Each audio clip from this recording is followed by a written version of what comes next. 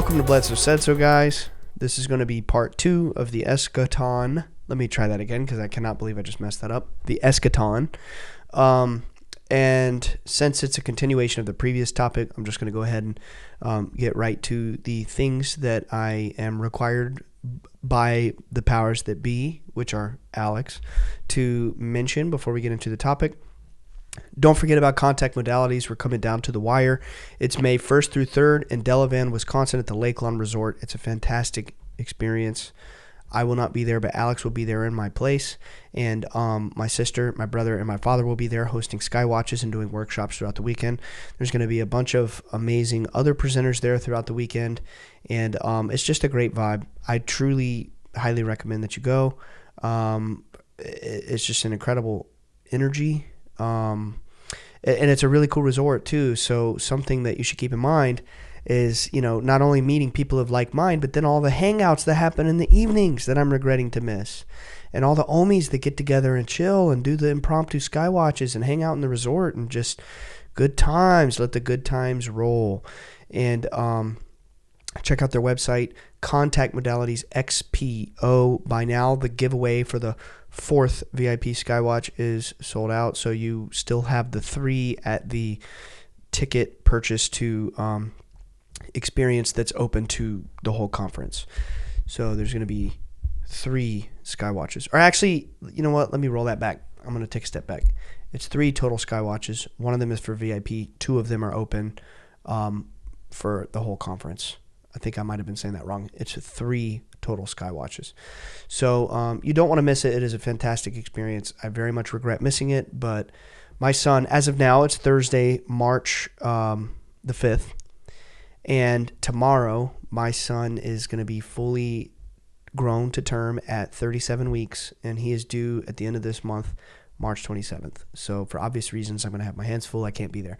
But go! You don't want to miss it, and you'll get to hang out with Alex and the people. Check out our website, bledsoesaidso.com. We have all of our links on there. They redirect you to our YouTube, which you're probably already here if you're watching the show, or our Spotify or our Apple. But also they take you to our Patreon. They take you to our Instagram. They take you to our Twitter. They take you to all the relevant places to be aware of what we're putting out there into the world. Follow our Instagram. We're trying to expand our reach and keep people current on what we're doing.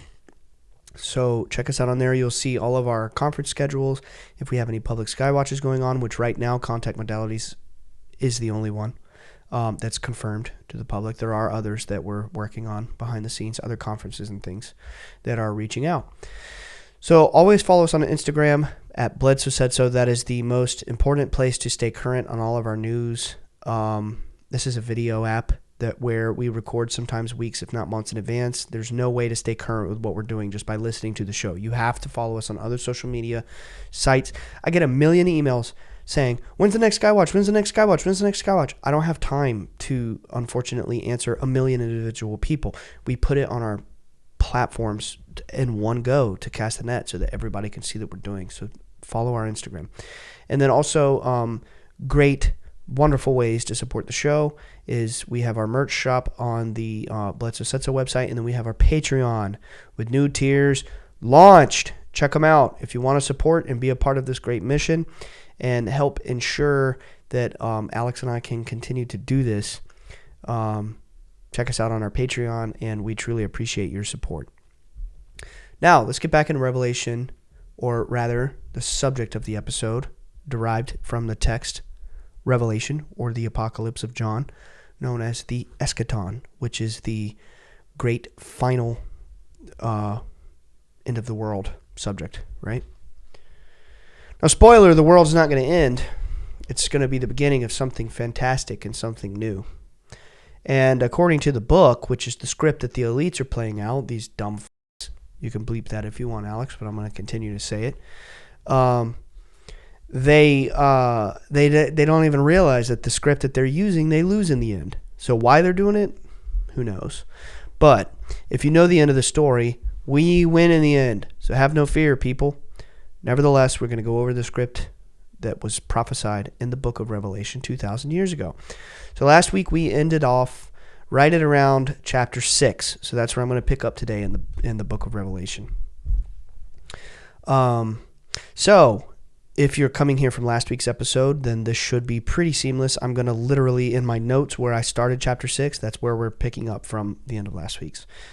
So, the seals. This is the coolest part, I think. It's my favorite part. One of them. I watched as the Lamb opened the first of the 7 seals. Then I heard one of the 4 living creatures say in a voice like thunder, "Come." I looked, and there before me was a white horse. Its rider held a bow, and he was given a crown, and he rode out as a conqueror bent on conquest. When the Lamb opened the second seal, I heard the second living creature say, "Come." Then another horse came out, a fiery red one. Its rider was given power to take peace from the earth and to make people kill each other. To him was given a large sword. When the Lamb opened the third seal, I heard the living creature say, "Come." I looked, and there before me was a black horse. Its rider was holding a pair of scales in his hand. Then I heard what sounded like a voice among the 4 living creatures saying, 2 pounds of wheat for a day's wages, and 6 pounds of barley for a day's wages, and do not damage the oil in the wine." So famine. When the Lamb opened the 4th seal, I heard the voice of the 4th living creature say, "Come." And I looked, and there before me was a pale horse. Its rider was named Death, and Hades was following close behind him. They were given a power over a fourth of the earth to kill by sword, famine, and plague, and by the wild beasts of the earth. When he opened the 5th seal, I saw under the altar the souls of those who had been slain because of the word of God and the testimony they had maintained. They called out in a loud voice, "How long, sovereign Lord, holy and true, until you judge the inhabitants of the earth and avenge our blood?" Then each of them was given a white robe. White robe! And they were told to wait a little longer, until the full number of their fellow servants, their brothers and sisters, were killed just as they had been. I'm going to pause there because what does the white horse remind you of? These freaking elites. The 2024 Olympics in Paris, when they rode out the white horse, and then they had a mockery of the Last Supper of Christ. And then they had, and I love heavy metal, don't get me wrong, probably more than the next guy. But they had Gojira, not even that heavy of a band, to be honest, but think of the normies. It's like, it's scary, it's shocking.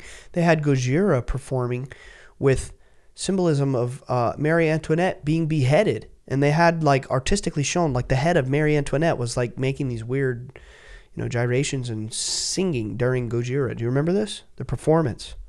And then they rolled out the white horse. So obviously they're showing you the symbolism of the script. It's revelation. This was seen by the whole world. This shocked the world. They mocked Christ. And then they rolled out the freaking white horse. And that was 2 years ago, dude. That was 2 years ago. Now literal Armageddon has begun, according to our military. So, now, this actually happened, I believe, what I'm about to read. I watched as he opened the 6th seal. There was a great earthquake. The sun turned black like sackcloth made of goat hair, and the whole moon turned blood red. And the stars in the sky fell to the earth, as figs drop from a tree when shaken by a strong wind. The heavens receded like a scroll being rolled up, and every mountain and island was removed from its place. Then the kings of the earth, the princes, the generals, the rich, the mighty, and everyone else, both slave and free, hid in caves and among the rocks of the mountains. They called to the mountains and the rocks, "Fall on us and hide us from the face of him who sits on the throne and from the wrath of the Lamb, for the great day of their wrath has come, and who can withstand it?" February 17th, there was a total solar eclipse. In Antarctica and other parts of the world, it could be seen that the sun was black. And then, as you know about eclipses, they have a cycle where there's a solar and then there's a total lunar, and it's just like days or weeks later. Do you know about that? For every solar eclipse, there's a lunar eclipse. That's why we just had on February 17th the solar eclipse, and then on March 3rd we had the lunar eclipse. But not only was this a total lunar eclipse, it was a blood moon. This was 2 days ago, right? At the time of recording this. On this day, March 3rd, when this blood moon occurred, just days before that, on February 28th, so 3 days before that, the war began between Iran and Israel. And we've been flooded with hundreds of messages and videos online getting tens of thousands, if not hundreds of thousands of views of clips of Dad in the past on Sean Ryan, Danny Jones, The Y-Files, other shows. We're spanning back years now. He's been saying, the lady showed me war with Iran and Israel. and that this is the final sign that the awakening is nearing its end, and that, you know, the beings will come into our world. On that day of the blood moon, 3 days after the beginning of the war, there was a major earthquake in Iran.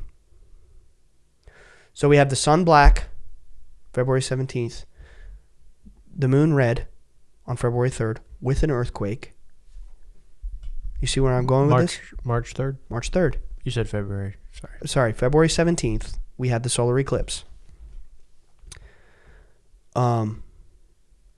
February 20th was that alignment that I've been talking about that was like over 6,000 years old, which is insane, signaling the end of one entire cycle of civilization and the beginning of a new. And then, so the solar and the lunar eclipse were linked. They don't happen on the same day. It's a cycle spanning a few weeks, right? So 17th, the sun was black. The 3rd, just 2 weeks later, the moon was red. And on this literal day in Iran, where the war began, the final prophetic holy war, there was an earthquake, a major one, a 4.2 magnitude. So when you read the prophecy of the sixth seal, the sun is black, then the moon is red with an earthquake. And then the wrath of the Lamb is unleashed. And since then, it is now March 5th. That was just 2 days ago, the blood moon and the earthquake thing. Now the United States military is literally coming out saying, behold, people, this is Armageddon.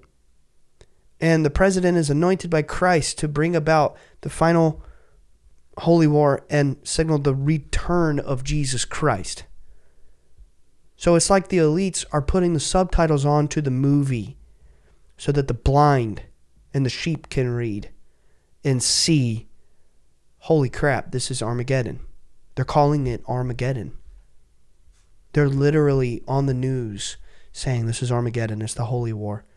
Senator Lindsey Graham, and remember, I'm not like trying to push people to a political view. I'm looking at chess pieces on a board, right? Because they're messing with our reality. So I think it's fine to look at these pieces from a place of neutrality and just see what's happening.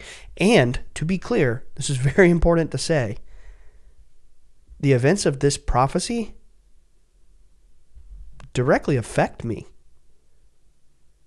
It's been a generational run for 14 years telling the world, me and my father and my family, hey, this is coming, people.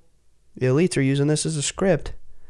So this might be hard to comprehend, but the events of this biblical prophecy, happening or not, directly affect the reputation of my family, the Bledsoe name, and our generations to come. So this isn't just theory for me. This actually affects me if this happens or not. Because for 14 years, we have been saying, be not afraid, people. It's coming. Armageddon is coming. I haven't tried to make people afraid and say that part overtly, but I've been saying, if you pay attention, I've been like, it's going to be darkest before the dawn, people. If you read the book, it talks about this. It's in the text. It's in Revelation.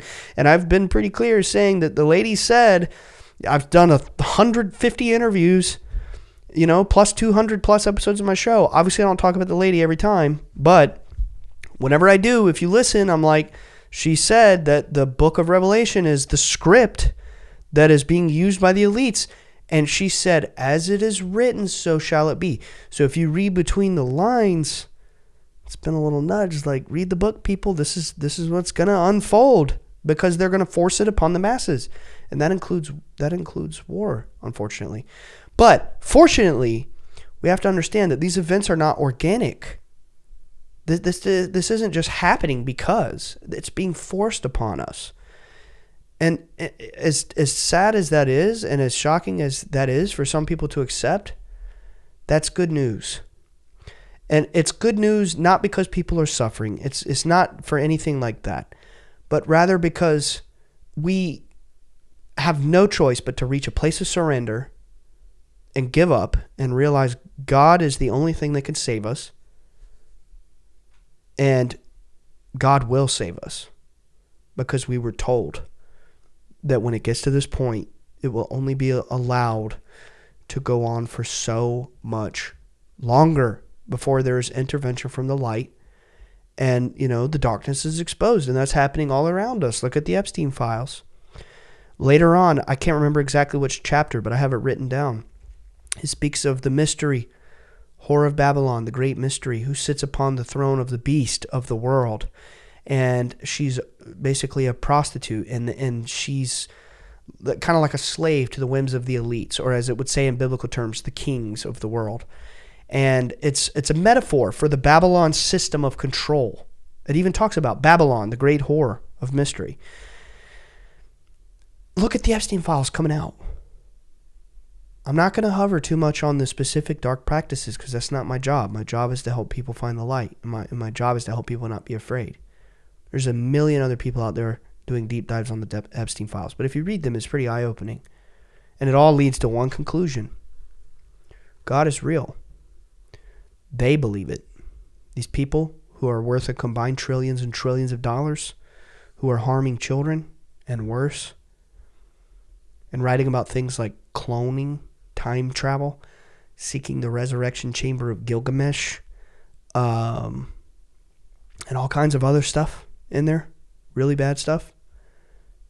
They believe in God, and they have been waging a holy war on the masses to exert control through enacting the prophetic cataclysm. So this all leads to one great conclusion, which the lady said is the new knowledge will return to the world. God will return to the world. This is the prophecy. That God will return. And she gave my father the lyrics of the Battle of Evermore. And we talked about this recently, but it says, the pain of war cannot exceed the woe of the aftermath. And she helped him to understand that what that means is the suffering will only be allowed to go on for so long before we have to stop it. So tell the people, when you see the missiles being exchanged by Iran and Israel and this conflict begins, it's almost over. They're going to do everything they can to escalate this because they are demonic, power-hungry freaks who want to wipe us all out and exert control. But you have to have faith in God. You have to understand that there are forces that won't allow this. It is a complete violation of free will. And you have to think for that. Well, why didn't they just wipe us out before? They didn't have the means. They didn't have the technology. They did. I mean, you can think about like devastating events in history. Stuff like plagues and wars that killed millions of people. Dude, there's billions of people on this world. Up until about the 1940s, we didn't have bombs that could kill hundreds of thousands of people in one go. These elite, sick freaks, they've never had the power or the technology to overtly just wipe us out. They have not been able to, even if they've tried through other plagues and other things.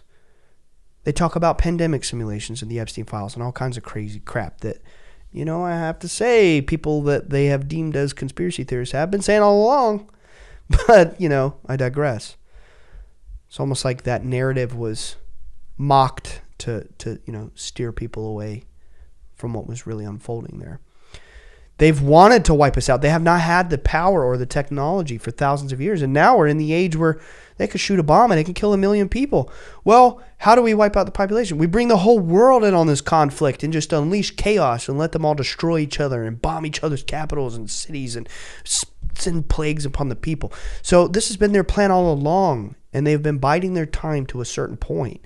But that is a violation of free will. They can't just wipe out all life.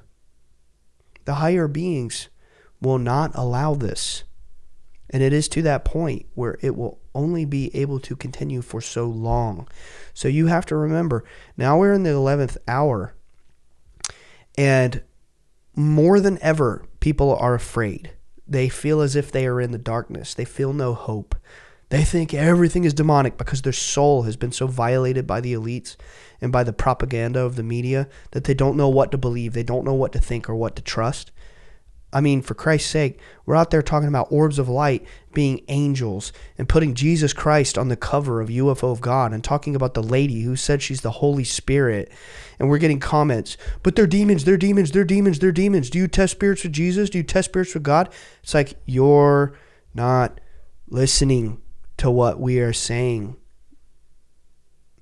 You're not listening. People are so afraid. They don't know what to believe. They don't know what to think. They're lost. They're confused, and they feel alone in the universe. But if you really study the UFO lore, now the satanic structure, the ones who are responsible for the consumption of the innocent, that same structure has been putting out the UFO narrative, which is why I've always been so hard on it. Ooh, I don't like what Ryan says about UFOs. He's tough about believing experiences. Well, in reality, this is spiritual war. And I am responsible for, my actions in this and what I encourage people to believe. And you have to understand that the same satanic structure that consumes the innocent is the one who's been orchestrating the mainstream UFO narrative while squashing us under their thumb and trying to control us and suppress us and target us with bots online and not allow our reach to get out to the masses. And they've done everything they can to shut us up and to silence us. And we've been here the whole time, 19 years, saying, hey, it's about God. We were mocked as religious freaks, shunned. And the UFO people are, saying we're religious nut jobs. And now you have the United States military coming out saying 30 non-commissioned officers are complaining that their higher-ups in the military are instructing them that this is the holy war of Armageddon. It's on the news. So I'm just saying, God will not be mocked any longer. And this is the year where truth it's continuing to rapidly come out. And it's like, if you can't see what's happening, I don't know how to help you. I don't know what to tell you. But we've been saying the same thing the whole time for 19 years, that they're angels, that it's about God, that biblical prophecy is unfolding. Wake up. These elites are evil. On my show, I've stifled myself and tried to, navigate not being too overt for a time until the time was right. But I've been telling you since the very beginning. If you watch the earliest episodes, I make jokes about, the Illuminati. What do you think I was talking about? It's 2021. Talking about something specific there. Anyway, so the sixth seal, I do believe that this has happened. And we have the blood moon, the initiation of the holy war. The elites are telling you this through the script, through people like senators and people in the military. People in the IDF force are being seen with patches on their helmets and on their armor, with the symbol of the third temple being rebuilt. You have people like Tucker Carlson out there saying all day today, third temple, third temple, third temple. They're going to destroy the Dome of the Rock. My dad's talked about that. He's seen it. That the Dome of the Rock thing, it has to be destroyed because the site of the Dome of the Rock is where the Temple of Solomon was, that was destroyed in 70 AD. This is the same temple that an earthquake, the moment that Jesus was crucified, if you believe exactly according to the four Gospels in the canon Bible. I mean, there are other accounts throughout history and other texts that the church says is heretical, like the Proto-Evangelion of James or any of the Nag Hammadi Gospels. They have different accounts, but when you compile all these texts together, something occurred where Jesus was crucified. And Pontius Pilate writes about this in his own writings, that when he was crucified, there was a great earthquake, and that the temple shook, and the veil to the Temple of Solomon was torn in two. If you read Pontius Pilate's writings, that when Jesus was killed and this earthquake occurred, that the dead rose from their graves and they walked the earth for 3 days, and it terrified the people.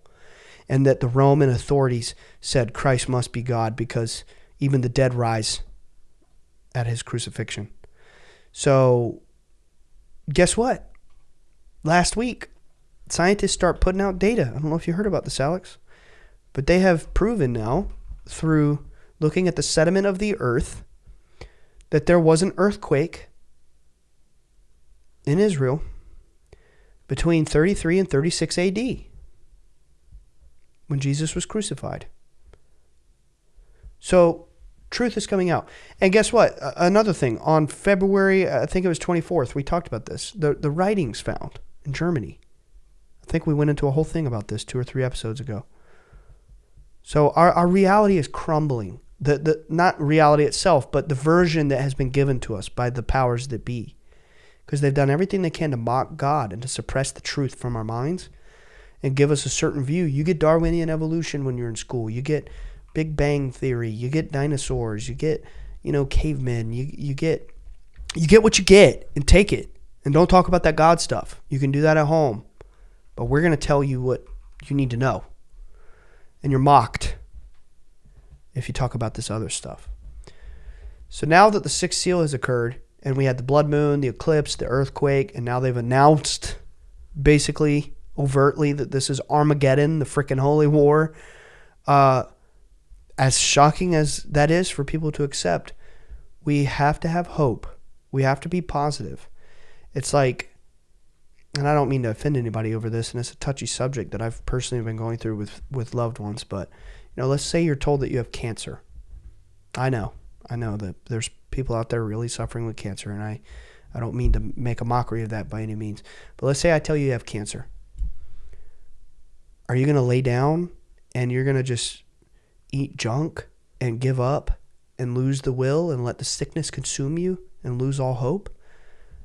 No, what you should do is try to be the healthiest you can be and eat clean and do everything you can to naturally combat this and to rise up and to gain the will to fight it. Right? I mean, would you agree? I'm talking to you, Egghead. You would agree, right? Absolutely. He's over there reading the computer screen. If you were diagnosed with cancer or some other sickness, the right thing to do would be to fight, right? To try to be healthy, to try to be positive, to try to have hope, to try to beat it through natural means. And that's what we're up against right now. With this darkness happening in the world, we cannot just give up. We can't let the fear and the sadness and all this torture put onto our minds consume us. We have to fight it with positivity. We have to be connected to the presence of God. We have to seek the light and invite it into our presence and embolden and inspire other people. We have to fight. This is war. We cannot just lay over like cowards and just give up and be paralyzed by fear. We have to fight. So, again, these prophecies coming true. How did my dad know that the whole Iran and Israel thing was going to happen? He told me that in 2008. He saw that in 2008 when he was taken for 4 hours. And then the lady came in 2012 and she reminded him of it and said, when this thing happens, tell people not to be afraid. It will only be allowed to escalate so much. Whatever that means. Whatever that means. How do we know, right? Well, it's because supernatural beings from another reality really gave us that message. And it's coming true, just like everything else they said. So what else did they say? That there's a new age coming, the age of light, the age of Aquarius is what they called it. I call it the age of light. They didn't exactly say that, but it's a new age, a new knowledge will return to humanity, that God will return, and that the dark powers will be destroyed, that it'll be removed, and that we'll go on into a new era of peace. She said, just like in the book of Revelation, it speaks of 1,000 years of peace. So we will awaken. We will evolve to a new level of being. So there is hope. There's goodness around the corner. It says in Luke chapter 21, verse 28, that when these things come to pass, hold your head high and look up, for your redemption draws near. So we have to have hope. We cannot give up just because the elites tell us, be afraid, it's the final holy war. Okay, great. Well, I know the story. God wins in the end. So I just got to hold out a little bit longer and help everyone around me be not afraid too. Because that's what a warrior does. A warrior fights. Spoiler alert. Right. So anyway, let me move on. So we have so now we're on to chapter 7. The great multitude in white robes, 144,000. After this I looked, and before me was a great multitude that no one could count, from every nation, tribe, people, and language, standing before the throne and before the Lamb. They were wearing white robes and were holding palm branches in their hands. And they cried out in a loud voice, "Salvation belongs to our God who sits on the throne and to the Lamb." All the angels were standing around the throne and around the elders and the four living creatures. They fell down on their faces before the throne and worshipped God, saying, "Amen, praise and glory and wisdom and thanks and honor, and power and strength be to our God forever and ever. Amen." Then one of the elders asked me, "These in white robes, who are they and where did they come from?" I answered, "Sir, you know." And he said, "These are they who have come out of the great tribulation. They have washed their robes and made them white in the blood of the Lamb. Therefore they are before the throne of God and serve him day and night in his temple, and he who sits on the throne will shelter them with his presence. Never again will they hunger, never again will they thirst. The sun will not beat down on them, nor any scorching heat. For the Lamb at the center of the throne will be their shepherd. He will lead them to the springs of living water, and God will wipe away every tear from their eyes." Hey everybody, this is Alex with Bledsoe Said So. If you've been following the show for a little while, you'd know that I just had a child, and this has been one of the most life-changing experiences that I've ever been through. However, it has made me way busier, and I'm sure many of you out there are parents, and many of you out there are busy. But just because you're busy, it doesn't mean that your spiritual exploration and your meditative practice has to suffer. That's why I'm so excited to tell you about the brand new offering from the Monroe Institute. If you go to monroeinstitute.org, you can access the Gateway Voyage online. And this is the complete Gateway program guided by Bob Monroe that you can take in the comfort of your own home at your own pace. And when you graduate, you get the certificate that everybody else that's been through Gateway gets. This is absolutely incredible because now your time is in your hands when it comes to the Monroe Institute.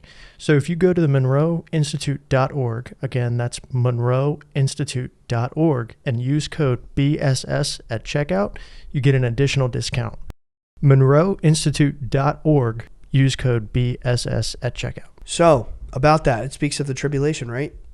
The tribulation, when you read from the different scriptures, because Revelation talks about this whole story, but there are other scriptures in the New Testament that speak of this time kind of loosely, and they're like hinting to this doctrine. Like the idea of the rapture comes from, I believe it's 2 Thessalonians. It's just mentioned how people will be caught up in the twinkling of an eye. Whatever that means. Again, I don't interpret things. It's very literal. And in the first part, we talk about how the elites are using this as a script to make events unfold, right? And things in real life may occur that are symbolically referencing the original, and the big picture is happening, right? Not every little detail is literally going to be in your face, like people with white beards and white robes in the street of New York or something. You know what I mean? Like, do you understand what I'm saying? But in 2019, Easter, it was actually Monday, because Easter Sunday was cloudy and rainy. So he went out on Monday, my dad, and he saw an orb for like 18 minutes. And he thought he was recording it, but he wasn't. And then when he hit record, it dimmed down and it turned into an orb. So basically what happened was, and he writes about this in the book, but he was out Monday night after Easter of 2019. And at this point, he was very sick with Crohn's disease. He was pretty sure he was never going to be able to speak publicly again. And as a matter of fact, he thought he was dying. He kept telling me, "I don't have much longer. I'm dying." He was taking chemo, and he was taking a shot every week, and like chemo and several other very toxic drugs to treat rheumatoid arthritis. I mean, he was extremely sick. You didn't really kind of know him at that point, but it was bad. He could barely walk. He had a cane and a wheelchair. I remember coming around and you told me to be a little more on the gentle side when I shook his hand. Yeah, like he couldn't button his pants. He couldn't tie his shoes. He was Right. Extremely frail. And this was how long have we been friends? You're the dates guy. 8 years? Yeah, something like that. 2018. So, yeah. But so 2019, he goes outside, and an orb appears over the trees on his property, and he lives on a pond, right? And this orb appears over the tree, or it comes from the sky, and it goes down to the trees, and then it floats down over the water, and it gets close to him, like maybe like 20 feet away. And it's a big orb the size of a basketball. And this orb got so close that my dad, like, it took his breath away, and he fell to his knees. And he had his phone. He thought he was recording it, but he was in so much shock. He's like not even looking at his phone. You know what I mean? He's trying to watch it. And this orb starts going up and down in a line with a diameter of about 10 feet. and it starts going really fast like this, like super fast. And if you think of those like little laser fans, like when the fan blade spins really fast and it projects a laser image, it was like that. And it's going so fast in a line in a 10-foot diameter that a being of light projected from it. And he told me about it the next weekend, or it was sometime that week. It was within a week. I was like there in town for some reason. And so it was shortly after he told me. And basically it said to him that the period known as the tribulation is beginning. Now, in those other scriptures that talk about the tribulation, like Google it right now. How long is the tribulation in the Bible? The tribulation period.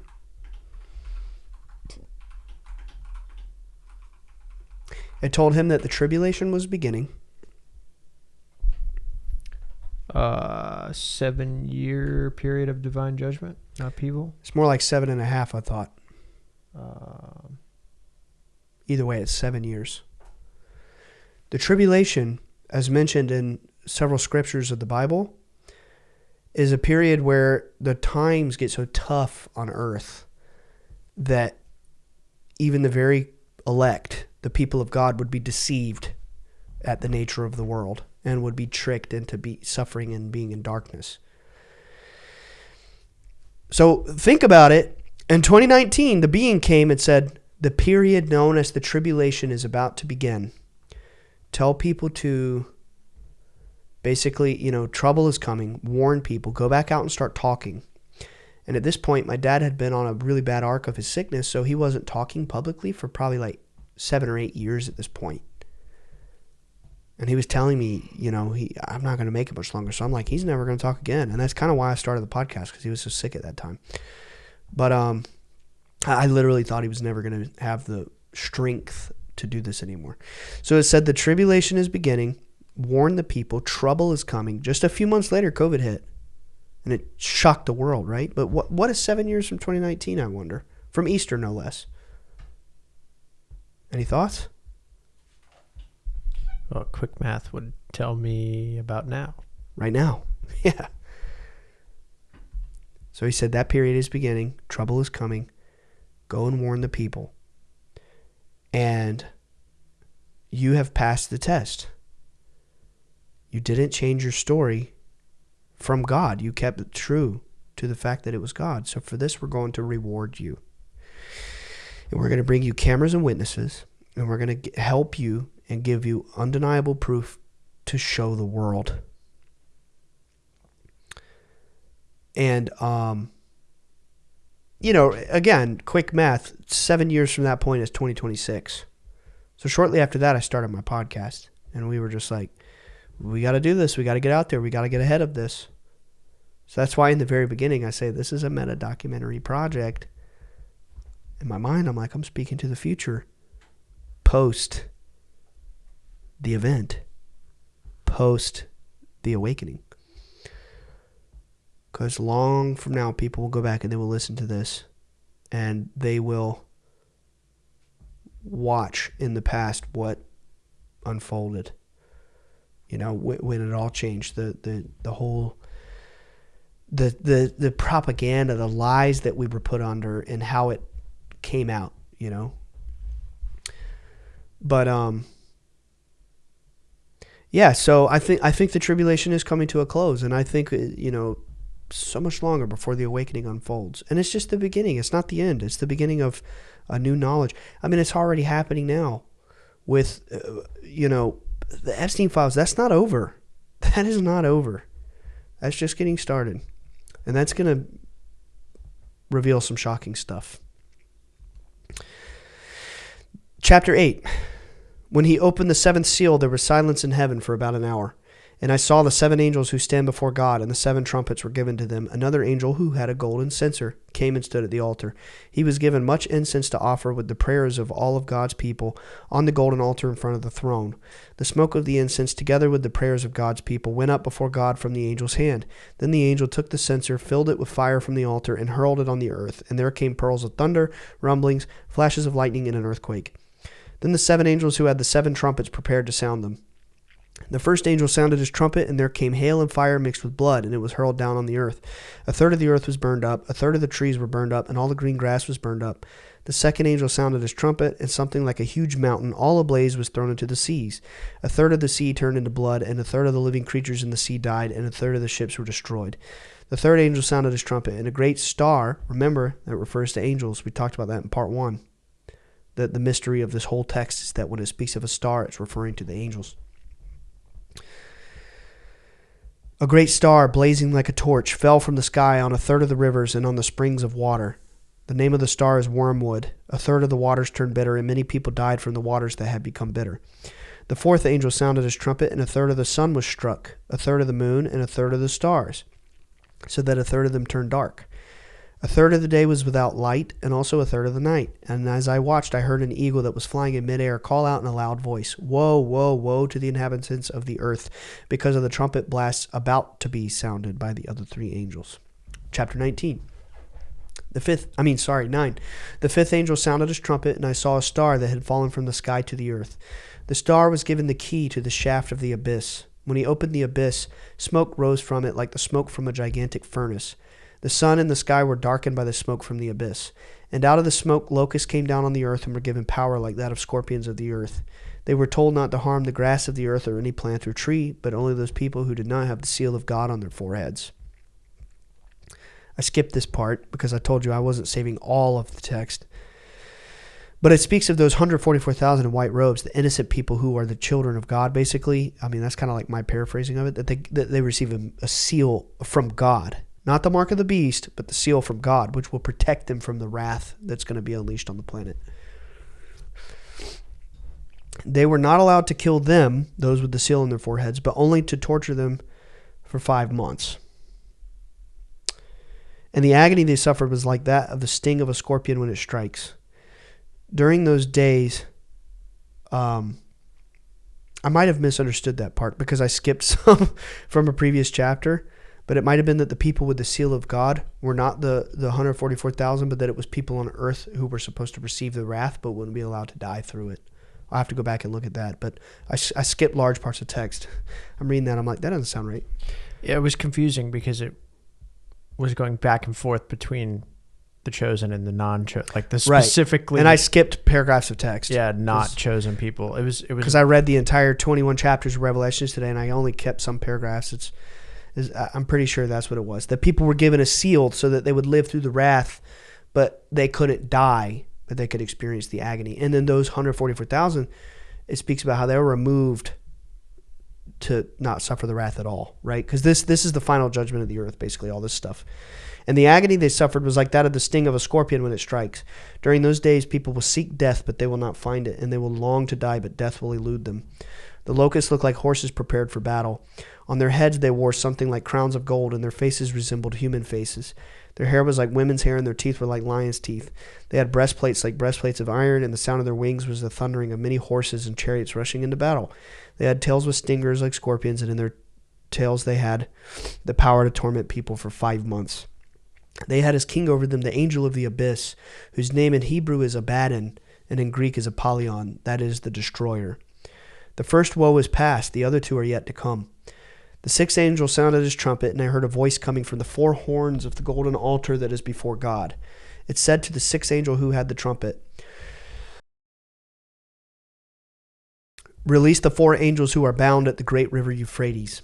And the 4 angels who had been kept ready for this very hour and day and month and year were released to kill a third of mankind. The number of the mounted troops was twice 10,000 times 10,000. I heard their number. The horses and riders I saw in my vision looked like this. Their breastplates were fiery red, dark blue, and yellow as sulfur. The heads of the horses resembled the heads of lions, and out of their mouths came fire, smoke, and sulfur. A third of mankind was killed by the 3 plagues of fire, smoke, and sulfur that came out of their mouths, and in their tails, for their tails were like snakes, having heads which they inflict injury. The rest of mankind were not killed by these plagues, still did not repent by the work of their hands, and they did not stop worshiping demons and idols of gold, silver, bronze, stone, and wood, idols that cannot see or hear or walk, nor did they repent of their murders, their magic arts, their sexual immorality, or their thefts. So that does confirm that those people with the seal of God on their forehead were destined to live through the agony of the wrath without escaping torment. I skip a few chapters here because, like I said, I was only saving things that I wanted to talk about for a reason. Speaking of which, the woes that befall great calamity on the earth. Again, I don't think locusts are going to come out of the ground with scorpion tails. I think this is symbolic of havoc and destruction coming upon the earth. Do I think that it'll get to this point? I'm not so sure. But this is what the elites want by manifesting this prophecy. Yay, they're going to rebuild the third temple in Israel, and this is Armageddon, and we're going to wipe out Israel. No, we're going to wipe out Iran. This is their goal. Their goal is to manifest cataclysm to kill you and me so that they can survive in their bunkers. It's not going to happen. It's not going to get to that point. It's not going to get to that point. Chapter 12, the women and the dragon. I think this one happened too recently, back in September. Remember, we were talking about this. Everyone thought it was the rapture because this happened in the sky. Remember, September 23rd, people were selling their houses. They were euthanizing their pets because this particular star alignment happened back in 2025 where what I'm about to read you. A great sign appeared in heaven. A woman clothed with the sun, with the moon under her feet and a crown of 12 stars on her head. She was pregnant and cried out in pain as she was about to give birth. Then another sign appeared in heaven, an enormous red dragon with 7 heads and 10 horns and 7 crowns on its heads. Its tail swept a third of the stars out of the sky and flung them to the earth. The dragon stood in front of the woman who was about to give birth so that it might devour her child the moment she was born. She gave birth to a son, a male child, who will rule all the nations with an iron scepter, and her child was snatched up to God and to his throne. The woman fled into the wilderness to a place prepared for her by God where she might be taken care of for 1,260 days. Then war broke out in heaven. Michael and his angels fought against the dragon, and the dragon and his angels fought back, but he was not strong enough, and they lost their place in heaven. The great dragon was hurled down, that ancient serpent called the devil, or Satan, who leads the whole world astray. He was hurled to the earth, and his angels with him. Then I heard a loud voice in heaven say, "Now have come the salvation and the power and the kingdom of our God and the authority of his Messiah. For the accuser of our brothers and sisters who accuses them before our God day and night has been hurled down. They triumphed over him by the blood of the Lamb and by the word of their testimony. They did not love their lives so much as to shrink from death. Therefore rejoice, you heavens and you who dwell in them. But woe to the earth and the sea, because the devil has gone down to you. He is filled with fury, because he knows that his time is short." That's the whole point of all of this that I'm trying to say. Like it says in Luke 21, chapter 28, when you see these things come to pass, hold your head up, be happy, be positive. Smile, because your redemption is close. It's almost over. When the dragon saw that he had been hurled to the earth, he pursued the woman who had given birth to the male child. The woman was given the 2 wings of a great eagle, so that she might fly to the place prepared for her in the wilderness, where she would be taken care of for a time, times and a half a time, out of the serpent's reach. Then from his mouth the serpent spewed water like a river to overtake the woman and sweep her away with the torrent. But the earth helped the woman by opening its mouth and swallowing the river that the dragon had spewed out of his mouth.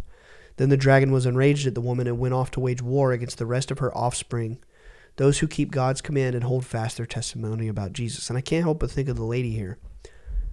And, how Satan in the dark force has been waging war against the truth, which is the lady who is connected to Christ.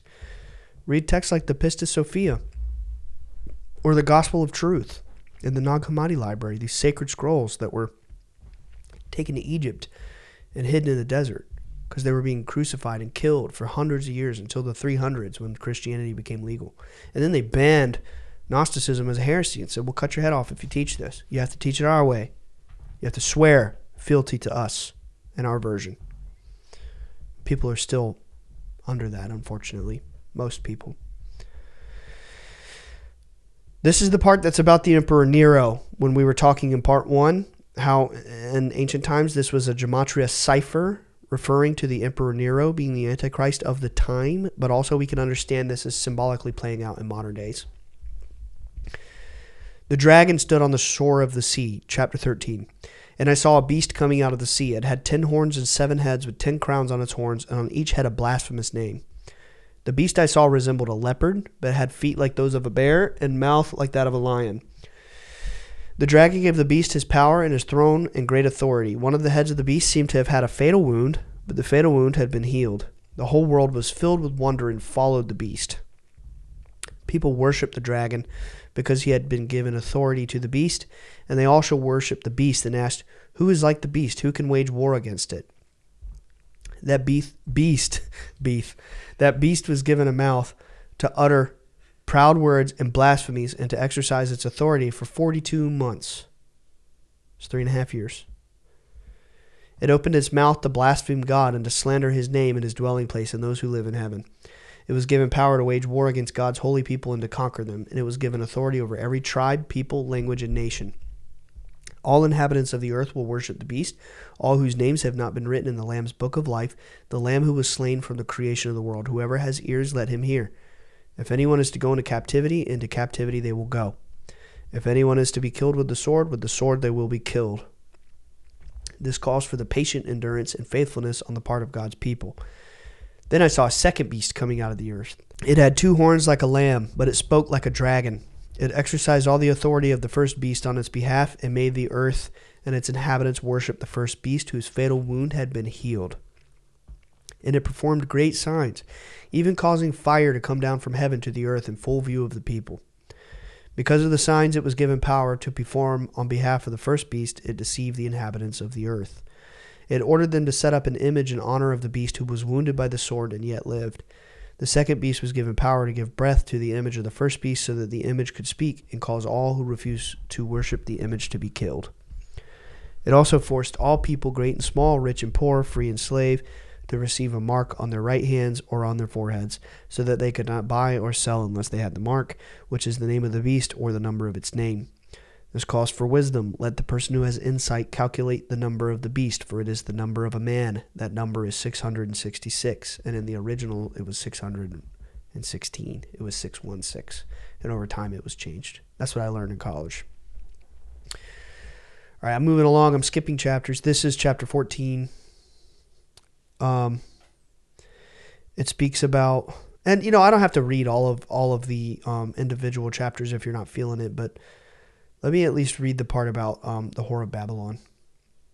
Chapter 14 is about angels coming down and, this is about the fall of Babylon. Okay, I included this for a reason. Then I saw another angel flying in midair, and he had the eternal gospel to proclaim to those who live on the earth, to every nation, tribe, language, and people. He said in a loud voice, "Fear God and give him glory, because the hour of his judgment has come. Worship him who made the heavens, the earth, the sea, and the springs of water." A second angel followed and said, "Fallen, fallen is Babylon the Great, which made all the nations drink the maddening wine of her adulteries." And that makes me think of rap music, rock music, pop music, all the mainstream stuff that's been so popular for the last however many years has just been pushing complete degeneracy on our children. And what's popular in TV and movies, you're mocked if you want to be just and righteous and follow God and believe in goodness and truth. You're mocked. You're literally shunned by the world. If you're not into the new song that talks about drugs or talks about everything fun happens after midnight from freaking Chapel Roan, or all of this degenerate crap that's pushing you to be a hedonist and want to have a sneaky link and do all this dumb shit. That's the world. It's a sickness that has been infected in us like a plague. Degeneracy, shunning God and the laws of creation. It's a mockery, really. It's a dark energy. And when you think about the children and they listen to these things and they see these things and they're exposed to these things, it becomes normal to where by the time they're our age, they don't know what's right and wrong. They're confused. It's brainwashing. It's covert, right? So this is what I think of when I think of the whore of Babylon, the great mockery that it has performed against God, is convincing the world that God doesn't have a place in our society. Remove it from school. Don't talk about God. If you do, we're going to laugh you out of town. All the talk show hosts and all the celebrities in the movies and, the big singers and all the people that get billions of views on YouTube, like the Justin Biebers, although he did become Christian, but that kind of vibe, the mainstream industry, it's crafted this very perfectly woven illusion where they've just removed God from the equation. And then to make it worse, they inject satanic symbolism with Lil Nas X twerking on the devil, or Lady Gaga looking possessed on stage. And it goes on and on and on with all this crap. Billie Eilish being, possessed, and all these freaks who are responsible for culture, for children and what they look up to and what they believe, who they want to be like. The music that they hypnotize their brains with the subliminal messaging. And they kill celebrities when they get out of line. If they start to deviate from this message and talk about things outside of the box. They mock them if they speak of God or whatever. So this is the world we've lived in. It's this Babylon beast system that's been in power for many thousands of years. And it has perverted the world, the mind of the people, and has mocked God. Has made a mockery of the angelic beings that are coming into our world. They turn it into alien crap that comes from Scientology, which originally, it came from Aleister Crowley, who was doing rituals and communicating with some little entity that he called Lamb that looked like a gray. And then Scientology comes around. The guy who created Scientology was a disciple of him, of Aleister Crowley. Literally, he was a pen pal. And his best buddy was Jack Parsons. And Jack Parsons and L. Ron Hubbard were students of Aleister Crowley. American pen pals to this dude who was in England. And they were learning of his ritual. And they actually were, believe it or not, this is real. And I've talked to people in NASA about this, and they said it's real, and this is the real history of NASA. Because Jack Parsons created JPL, which was Jet Propulsion Laboratory, which was the precursor to the rocket propulsion systems used by NASA. So JPL and NASA are intrinsically linked. And Jack Parsons and L. Ron Hubbard were seeking to resurrect the horror of Babylon into the world. The Scarlet Woman that they talk about, which they believed was Marjorie Cameron, and L. Ron Hubbard stole his girl, Marjorie Cameron, and they drove off in their Corvette off to the sunset, and then tragedy befell them eventually. They were trying to bring about the horror of Babylon into the world. A satanic ritual. The Babylon working is what it was called. So this is the origins of the modern alien narrative. It comes right out of this. Right out of a satanic mockery of God. And then, somewhere along the line, you had reports of, beings coming into our world. And over time, the way that they presented themselves changed in its shape, reflexive of the collective consciousness, to where now the main thing is orbs. Wonder where that one came from. We've talked about this. So the very alien narrative that's being given to us by the elites it's a mockery of God. It's a mockery of the angelic forces. The truth is what it is. And there's very few people out there in the world other than us that's, from a big position of reach, saying that it's angelic. There's very few in the world. Most of them are saying it's demonic, or it's summoning aliens. It's summoning UFO. They're putting a spin on it to pervert the mind of the people, to make them afraid to connect to the higher forces. That's been the big game all along. And they run a little psyop in the background for the last 20 or so years, maybe even longer, about blue beam. Someday there's going to be holograms. So when you look up, they're just holograms anyway, you frickin' morons. Oh, but if that psyop doesn't convince you, don't connect with those things because they're scary and they'll hurt you. Well, in reality, they know, because these sick elites are seeking to manifest this cataclysm, and they know that if they do, the beings of light are going to intervene and say, no more. That's why they run these ops, because it's been a war against them versus the light to seed the narrative of the world for when this great event unfolds. Remote viewers and people through Project Looking Glass, which is in the Epstein files, I've talked to people in aerospace agencies that told me that Looking Glass is real. Okay, cool. I'll take your word for it. But if you read into Looking Glass, it's some sort of thing where they Whether it's a device, a technology, I'm not sure, but it was a way that they could view multiple timelines and alter timelines. It was explained to me by someone from an aerospace agency, not NASA, that reality blooms from a central point like a locus, and there are multiple timelines around this locus that you can steer the collective to and manifest desired timelines. And they could view multiple timelines through whatever Project Looking Glass is. I don't know if it's a remote viewing thing or if it's a device. I don't know. I wasn't told. But they couldn't see past 2026. Remote viewers, the Looking Glass people, none of them could see past 2026. They have always known that there's an impending event coming, that they cannot stop. They cannot forbid it. They can't get ahead of it. I mean, they've done a pretty good job of getting ahead of it. People are very confused, and their souls are led astray throughout the world. When I was 15 years old in 2008, Hal Povenmire from NASA sat in my house and told me and my family, by the year 2025, all of UFO disclosure is going to be on the table. So that was almost 20 years ago. It was 18 years ago. In reality, it's happening around 2026. I don't think they knew at that time exactly when it was going to unfold. I think they couldn't see past 2026, and they said, oh crap, something's coming.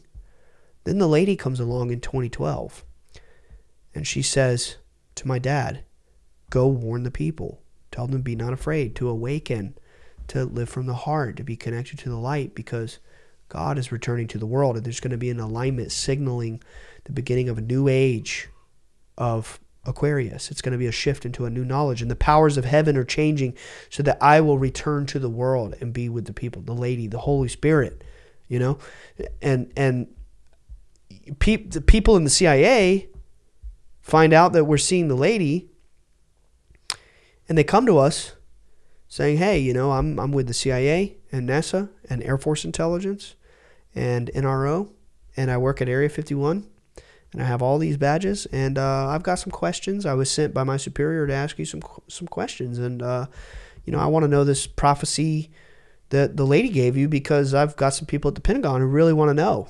They need to know, so I need you to write this down for me. And that guy was Tim Taylor. So my dad writes down missiles Iran, Israel, all the stuff the lady said. Age of Aquarius is coming, a new knowledge, a shift in the powers of heaven. The feminine is the divine feminine is returning to the world. All that stuff that the elites are using Revelation as a script. He goes and he tells the Pentagon, and then he goes and he tells the president, and they mail directly from Camp David a seal where President Barack Obama, once he was briefed on this prophecy, he took a stamp and he stamped a napkin in his Camp David retreat and mailed it to our house. They've known this prophecy for a long time. They've known that there was a point in the future where something inevitably was going to unfold that would be shocking to the masses, that would cause a complete spiritual awakening. So they've been running their ops to combat this happening and ramp up the prophecy, because their whole goal is the Eschaton. They want complete control. They don't want to relinquish control to God and the higher forces. So they're waging war with the light. And my dad was in a meeting last year, and I feel comfortable saying this now because he has said it in interviews, with the Pentagon colonel who, if not ran the UFO task force for the Pentagon. And this colonel said, what do the beings want? What's their goal? What are they telling you? And Dad basically said, you guys got to shape up, because they're going to show up whether you like it or not. So if you want darkness, and if you want to manifest something negative, if you act that way, that's what's going to happen. If you want to be one with the light and be of light and put out positivity, you'll receive that. But you're not going to outsmart them. They're going to beat you. And Colonel Nell said, our biggest fear is catastrophic disclosure. You should look into President Washington's story. It's in the Library of Congress. The lady visited him at the foot of his bed and terrified him for 45 minutes. He sat there frozen, and then she spoke to him, and she gave him 3 prophecies that would unfold, the last of which being when the threat of war rises to be so great that war seeks to come from the east over to America, that angels will intervene and will stop it.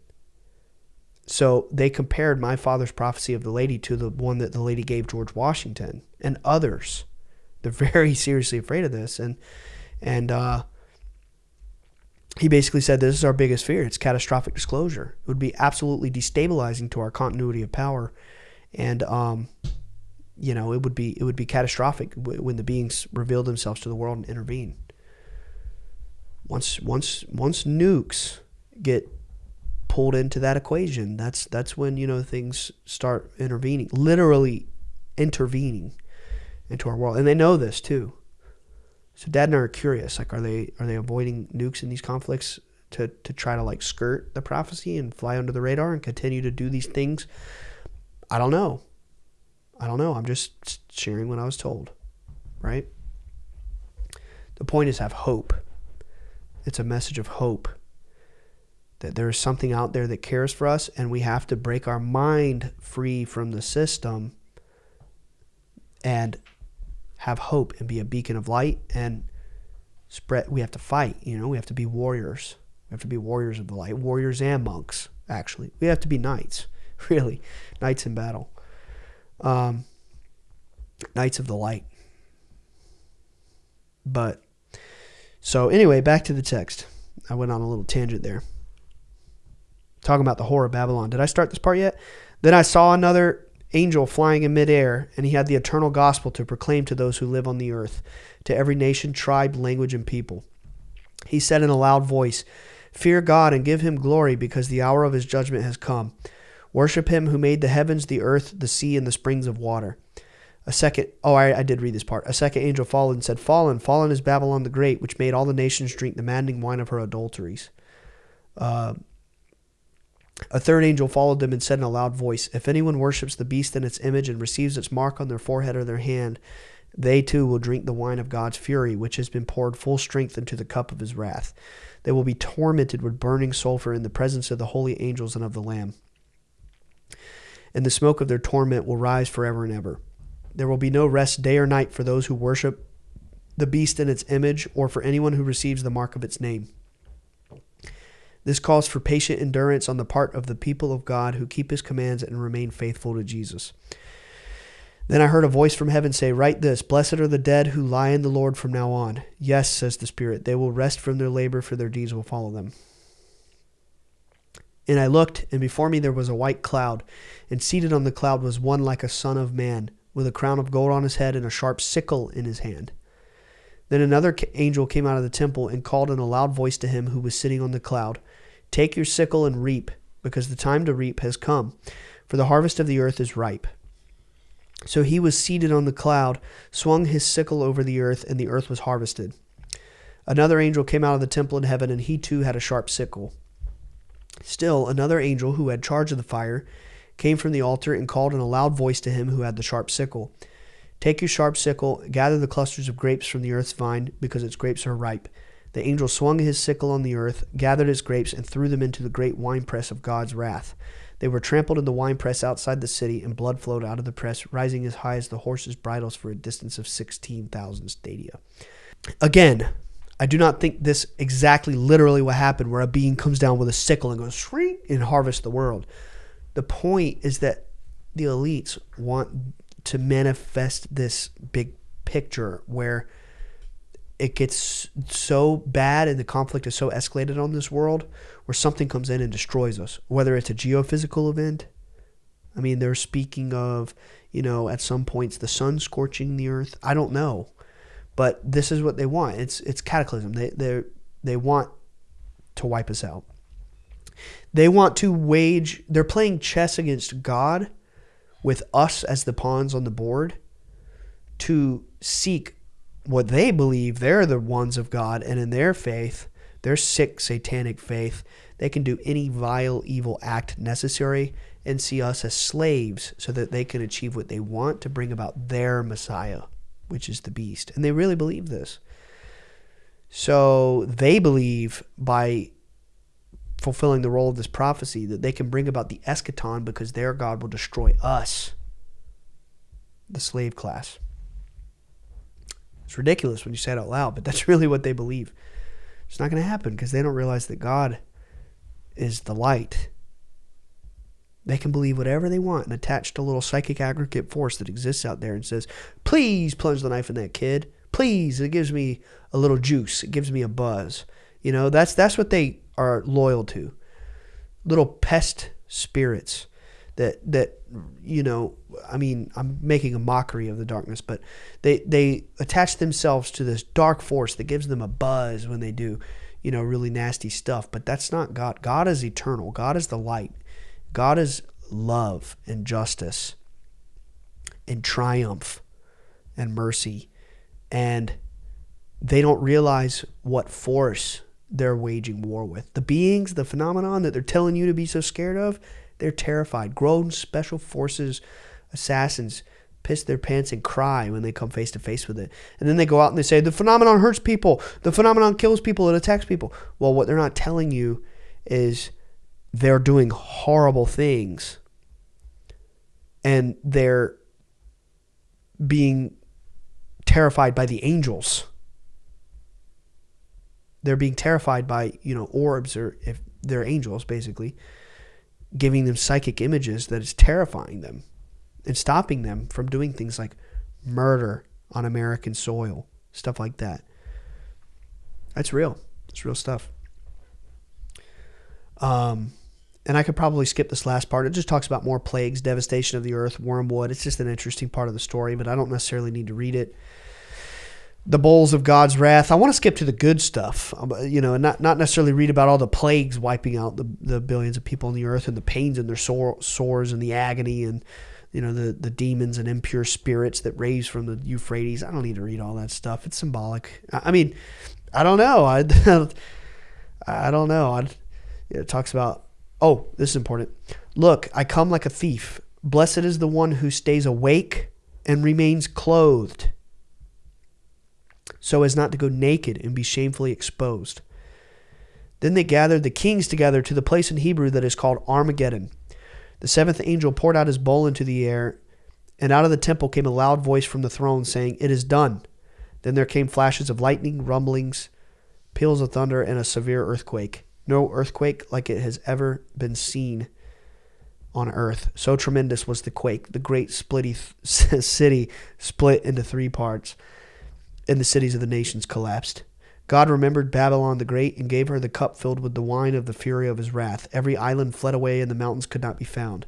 From the sky, huge hailstones, each weighing about 100 pounds, fell on people, and they cursed God on account of the plague of hail, because the plague was so terrible. One of the 7 angels who had the 7 bowls, I skipped this part, but they were bowls, each with wraths that were unleashed upon the earth by God. Come, I will show you the punishment of the great prostitute who sits by many waters. With her the kings of the earth committed adultery, and the inhabitants of the earth were intoxicated with the wine of her adulteries. Then the angel carried me away in spirit into a wilderness. There I saw a woman sitting on a scarlet beast that was covered with blasphemous names and had 7 heads and 10 horns. The woman was dressed in purple and scarlet and was glittering with gold, precious stones and pearls. She held a golden cup in her hand, filled with abominable things and the filth of her adulteries. The name written on her forehead was a mystery: Babylon the Great, the mother of prostitutes and of the abominations of the earth. This is the one I was talking about with Crowley and his group trying to bring her into a real human incarnate through their ritual, and they believed it was Marjorie Cameron. She was a redhead. Obviously it wasn't. Or, I mean, who knows? I saw that the woman was drunk with the blood of God's holy people, the blood of those who bore testimony to Jesus. When I saw her, I was greatly astonished. Then the angel said to me, "Why are you astonished? I will explain to you the mystery of the woman and of the beast she rides." Could you see all this talk of mystery? Why, as a kid, I was so obsessed with this text? In the Bible, I would be reading this every Sunday, either Genesis or Revelation, because the mystery of it pulled me in. And I think a lot of people are this way. But then you get to a certain point where you realize there has to be more mystery than this. The Bible doesn't have all the answers. There has to be more, you know. So he said, "I will explain to you the mystery of the woman and of the beast she rides, which has the 7 heads and 10 horns. The beast which you saw once was, now is not, and will not yet come up out of the abyss and go to its destruction. The inhabitants of the earth, whose names have not of the world will be astonished when they see the beast. Oh, I'm sorry. The inhabitants of the earth whose names have not been written in the book of life from the creation of the world will be astonished when they see the beast, because it once was, now is not, and yet will come. This calls for a mind with wisdom. I included this part because I wanted you to understand the mystery. This is being revealed as a mystery that is symbolic. They're even telling you, which they usually don't. Jesus only spoke in mysteries, and that's the thing that people don't understand. He never was speaking literal. He was speaking in mystery. He said, if you have the faith of a mustard seed, you could tell that mountain, get up, and it'll move. Come on. Now, he's not saying you can literally with your mind magically move a mountain. He's saying if you have the seed of faith, you can make miracles happen. He spoke in parable and mystery. This calls for a mind with wisdom. The 7 heads are 7 hills on which the woman sits. They are also 7 kings, nations of the world. 5 have fallen, 1 is, the other has not yet come, but when he does come, he must remain for only a little while. I bet that's America, just thinking about it. I really bet that's America. The great dragon that the whole world worships and has power. But when he does come, he must remain for only a little while. The beast who once was and now is not is an 8th king. He belongs to the 7 and is going to his destruction. The 10 horns you saw are 10 kings who have not yet received a kingdom, but who for 1 hour will receive authority as kings along with the beast. They have one purpose and will give their power and authority to the beast. They will wage war against the Lamb, which obviously means Christ. It's symbolic. They will wage war against the Lamb, but the Lamb will triumph over them because he is Lord of lords and King of kings, and with him will be his called, chosen, and faithful followers. Then the angel said to me, the waters you saw where the prostitute sits are peoples, multitudes, nations, and languages. The beast and the 10 horns you saw will hate the prostitute. They will bring her to ruin and leave her naked. They will eat her flesh and burn her with fire. For God has put it into their hearts to accomplish his purpose by agreeing to hand over to the beast their royal authority until God's words are fulfilled. The woman you saw is the great city that rules over the kings of the earth. So they're telling you what the mystery is. But even then, this was written 2,000 years ago. So there's mystery we can never truly know. But all I'm saying, the Epstein files are coming out. And that Babylonian, they say multiple times in there, the worship of a certain Babylonian god. So this system is collapsing before our eyes. And we're finding out that the elites of the world were a part of this. Many celebrities too. Many of them are turning tail and they're coming out on Twitter being like, they worship the devil, y'all. I was never part of it. And there's like multiple saying it now. So, my father was mocked for going on Sean Ryan 2 years ago, even though it aired last January. He went in 2024. He was mocked when Sean said, who is this dark force? And I think they worship Satan. They're sick and they hate life and they hate God and they want to kill us. He was laughed at. Oh, and he was laughed at for saying all the UFO phenomenon was spiritual, was angelic, was biblical. Now they're talking about it all. Now the whole conversation literally is about, are they angels or demons? It's the whole conversation. And for a long time, we were the only ones in the world saying it. I'm just saying it's cathartic. It is very liberating to be able to speak openly in the light now and hold my head high and look at people and just laugh. Just have the last laugh. If it's really liberating, I'm not going to lie. It's cathartic. It's healing. And we're near the end. There's only 21 chapters. I don't need to read the whole thing, so let me skip this part. It just talks about the heavenly warrior. It talks about basically God and the archangel Michael and Christ, basically through God, defeating the power of Satan and binding it for 1,000 years. And for 1,000 years, we live in peace. And then after that 1,000-year period, the beast comes out one final time and then is destroyed. And then there's like eternity. There's a new heaven on earth, or it says New Jerusalem on earth, but it's like heaven on earth. And we live in a completely new world. And the gates of heaven are closed. And all the people who up to that point never through their own free will was like, hey, I'm a part of Christ. I'm a part of the light. I'm part of God. Those people, it's like you're in the world forever that was cleansed by fire. But these good people who were true and who had light in their souls, they get to go party in the new world for all eternity and never experience the second death, which is the death of the soul. So I put a note in my phone, and there was a reference to, let's see if I can find it real quick. The Pistis Sophia. I forgot to mention this on the Pistis Sophia episode, but it's really interesting. Oh crap, did I not save it? Oh man. Oh, here it is. I meant to talk about this on the Pistis Sophia episode,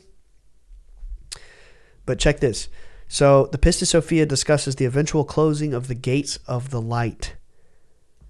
Remember, we talk about the highest realm beneath the first mystery is called the treasury of light, and it's a realm that's complete light, and only the highest emanated beings or the highest illuminated, enlightened beings can reside there. It's like basically heaven. It's basically where God lives, in a loose way of explaining the cosmology.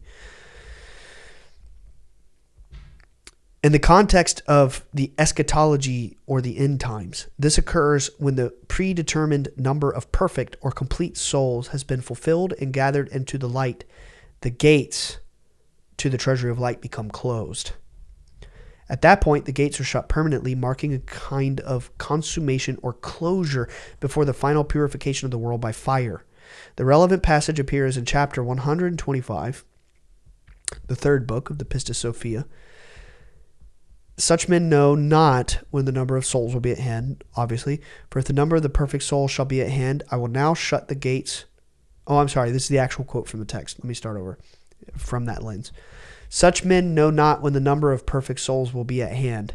For if the number of the perfect souls shall be at hand, I will now shut the gates of light, and no one from this hour onwards will enter in, nor will any come forth. Later souls who arrive too late will find the gates already shut. They knock and they plead. These souls will knock at the gates of the light, saying, Lord, open unto us. And I will answer unto them, saying, I know not whence ye are. And they will say unto me, We have received the mysteries, and we have fulfilled all the doctrine. And I will answer unto them, saying, I know not who you are, you who have practiced iniquity and evil even unto this day. Jesus, at this point in this text, is urging a haste and renouncing the trap of the evils of the material world, and to receive the mysteries of the light. Now, the kingdom of heaven is at hand right now. It's always in the present. Don't be lukewarm, right? You have to choose to be baptized in the mystery of the light before the purification of the world by fire. So, what I think is really happening, if I'm just going to speak openly, I'm done with the text. We're all the way at the end. Happy story. We live forever with God, and those dark, wicked people, they don't get to go with us. But I believe, in more like the Hermetic cosmology, the Gnostic, Hermetic, Egyptian, the mystery schools, which Jesus was very much a part of, which we know through the Nag Hammadi library and such wonderful, profound traditions like the Templar Knights who concealed the mysteries of Christ, and the Sophia, the lady. They speak of a world or a reality where all light returns to the source. And I think what happens is the earth is immortal. It is a place where souls come into in order to grow, to learn lessons, to be tested and experience trials. But then I think on the other hand, we all experience that in the collective unconsciousness as the human story, and our civilization that started, they say 5,000 years ago. I don't know. We have writings now that are 40,000 in Germany found a week or two ago. And the pyramids, they say they're 12,000 years old. Well, now some scholars are coming out saying, actually, I think they're 20 or 30,000 years older than we thought. So I think the earth is eternal. And there are cycles of civilization that happen here. You could think about it as, and this baffles the human mind, but you could think about it as clusters of souls that I believe are brought here to experience cycles and experience growth. And then there are those of us who, like it says at the end, the scythe is ready for the harvest. Just flick that bad boy and go, it says in the original King James Version, to separate the wheat from the tare. Tare is a weed. So you have the wheat and the weeds, or it says the sheep and the goats. It has all these metaphors about there's a split. There's the people who are awake in Christ, and there's the people who are worshiping the beast. They're a part of the darkness. Those damn Nicolaitans, the freaking hedonists, dude. So, all jokes aside, I think there is a split occurring between consciousness. And I do believe that on every, maybe it's 26,000 years, I don't know. That's a number that keeps getting thrown around a lot. But maybe like every 26,000 years or something like that, there's some sort of reset. And I think that there is a dimensional divergence. The Dogon tribe talk about this.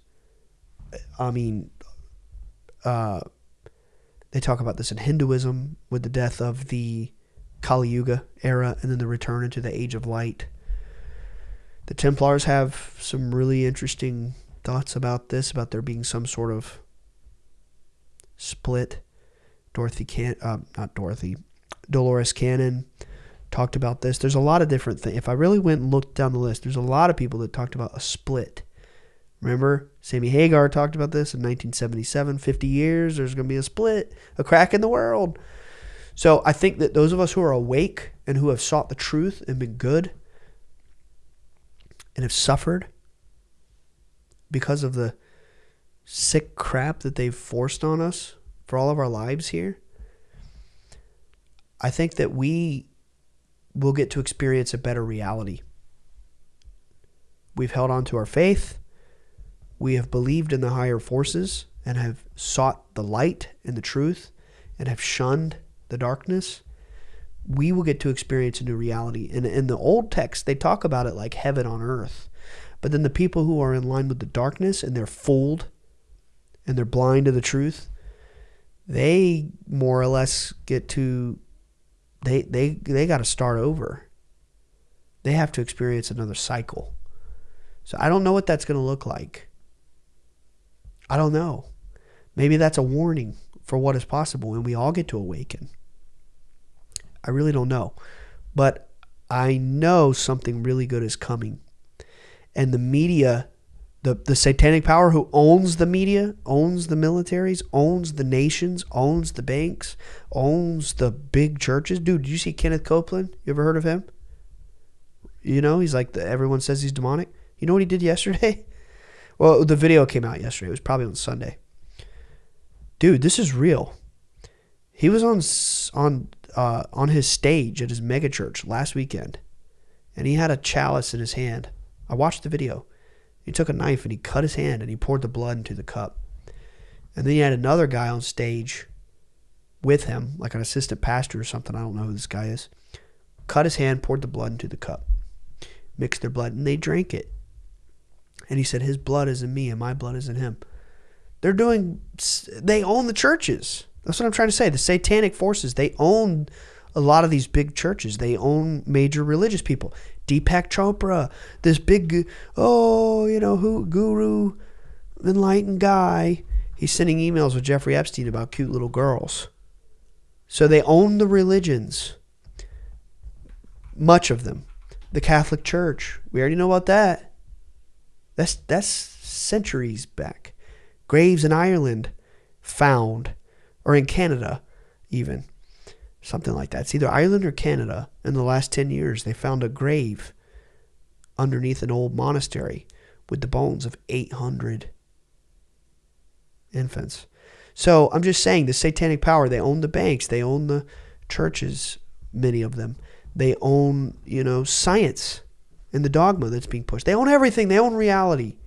They have trillions of dollars at their disposal. And it's been the greatest psyop ever, was to convince you to be a hedonistic, degenerate slave and to hate and to mock God and to shun Christ from the world. And they're not going to get away with it.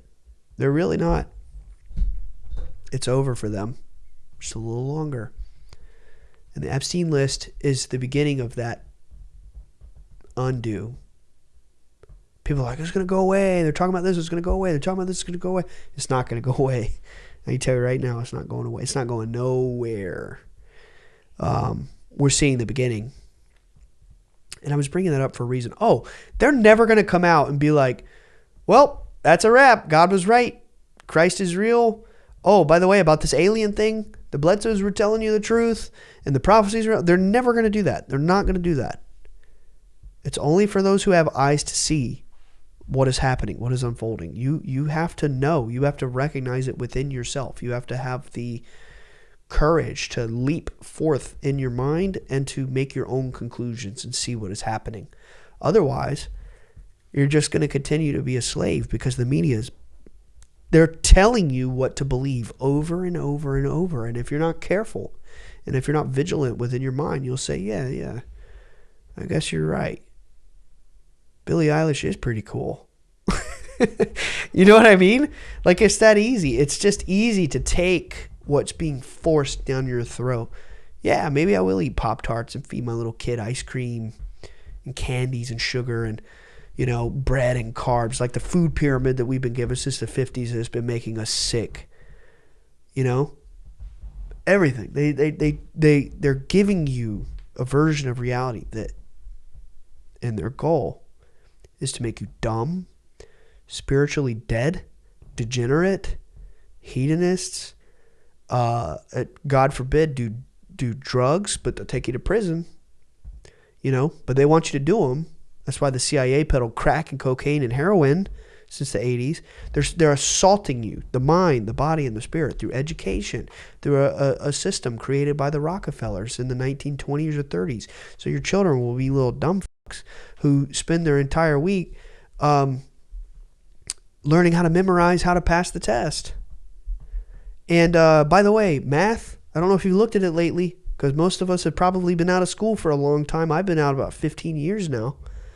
But have you seen how they do it now? It's crazy. It's Common Core. I couldn't figure it out. I was trying to help a 7-year-old. I was volunteering, and this was a decade ago. I was volunteering at the Boys and Girls Club because I had to pass college, because I had to do like volunteer work, and they gave you a list of organizations. So I was like, I guess I'll go to the Boys and Girls Club for a day. It's like, you know what that is, right? It's just like an after school thing. So I had to, as a college credit, I had to go help children with their homework. And I sat down, and this 7-year-old was like, can you help me with my math work? And I looked at it, and I couldn't figure it out. It's Common Core. It's insane. The stupid crap that they're forcing on kids now through everything, man. It's enough. They can't go on. They're trying to break us, make us dumb, sick, unhealthy, miserable, have no hope, and God forbid, mock the light. And God's not going to be mocked anymore. And I think this year, some shocking things are going to unfold.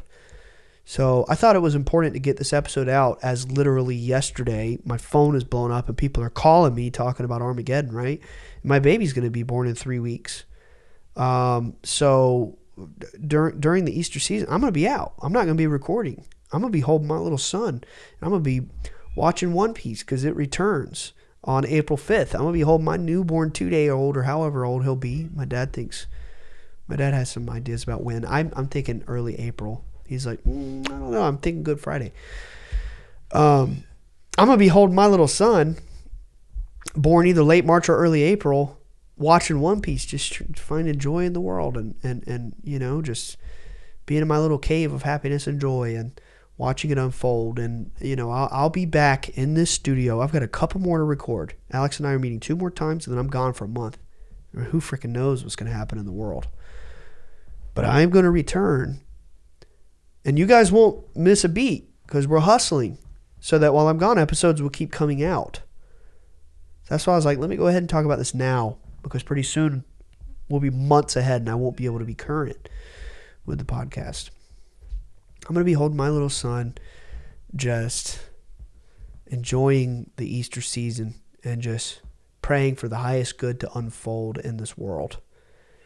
And just praying that the people of the world are not fooled by these sickos in power, and that they have the strength to see the truth, to open their eyes and to see and accept the light and see the truth. Whatever happens, it does no good to sit around miserable. You can't give up.